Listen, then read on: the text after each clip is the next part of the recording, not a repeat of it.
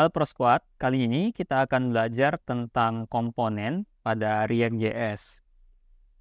Komponen ini apa? Komponen merupakan kode React yang reusable atau dapat digunakan kembali ya. Nah, komponen ini mirip seperti function pada JavaScript.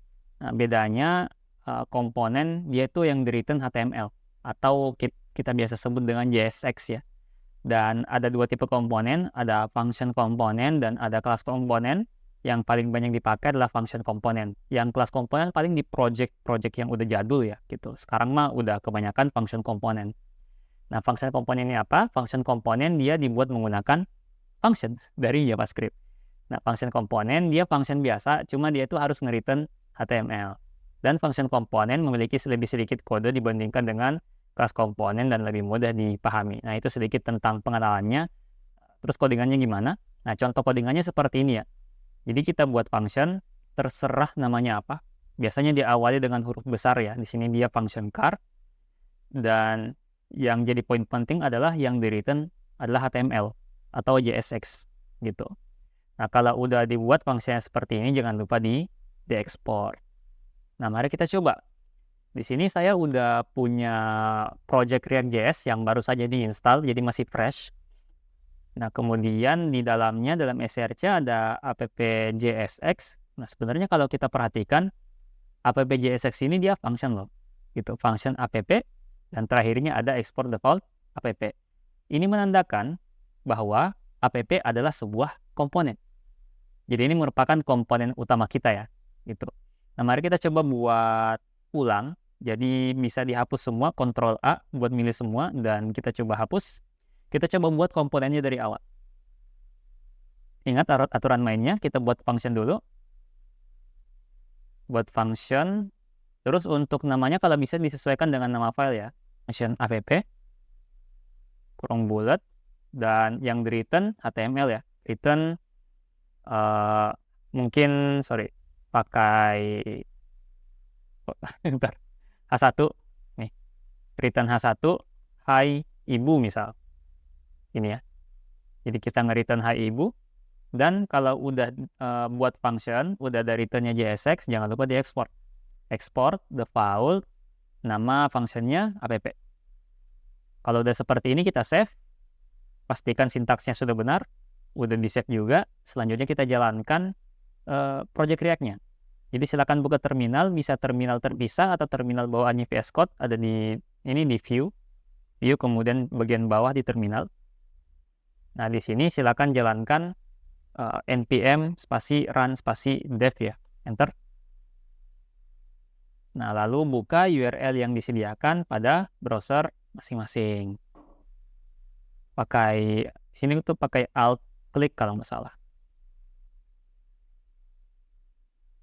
Nah, udah jalan, udah ada tulisannya hai ibu. Simple ya, kurang lebih seperti itu. Jadi kodenya dikit dan ini udah jadi komponen gitu. Simple banget tapi. Nah, kemudian selanjutnya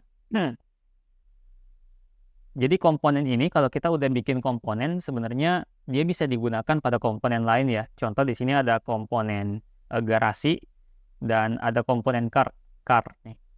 Nah, kalau misal mau pakai komponen di komponen lain, kita bisa mulai dengan mengimpor file komponen yang telah dibuat. Jadi di sini ada komponen car, kita import dan dimasukkan ke dalam garasi, dipakai seperti kita pakai tag HTML pada umumnya. Gitu. Cuma bedanya dia harus di self close gitu ya kalau nggak ada anaknya.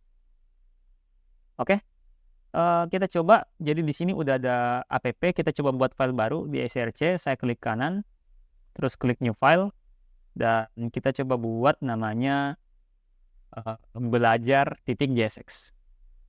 Simple ya.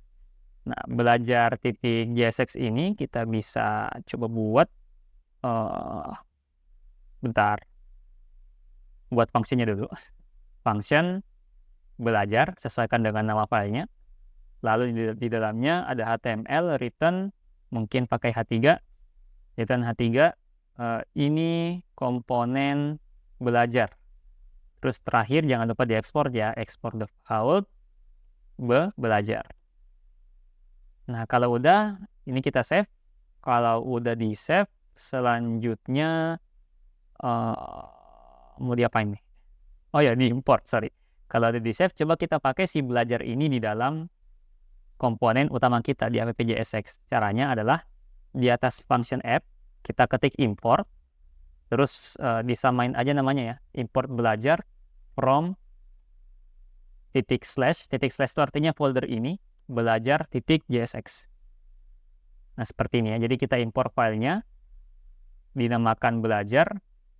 Nah, kemudian belajarnya kita pakai di dalam sini. Cuma kalau JSX itu aturan mainnya hanya boleh nge-return satu tag ya. Jadi kalau misal di dalam sini kita mau nulis lebih dari satu tag, kita harus kurung pada tag lain. Jadi ini saya coba cut dulu. Saya return div aja. Di dalam div baru ada tag H1-nya. Dan di bawah H1 baru ada tag belajar.